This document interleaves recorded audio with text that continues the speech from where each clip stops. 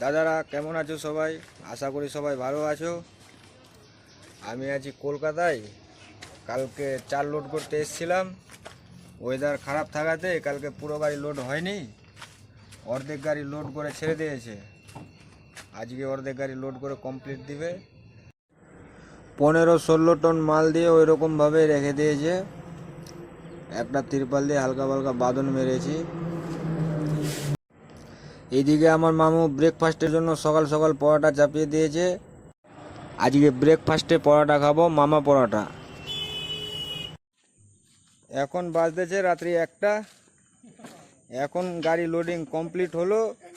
এখন গাড়ি স্টার্ট হচ্ছে না, ব্যাটারি বসে গেছে।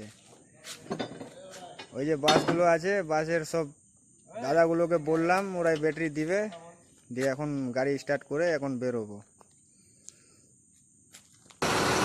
ফাইনালি গাড়ি স্টার্ট হলো। এখন এই যে দাদারা আছে, দাদারা অনেকটা হেল্প করেছে।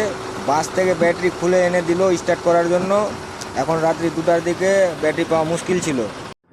সব কমপ্লিট করে ওখান থেকে গাড়ি ছাড়লাম।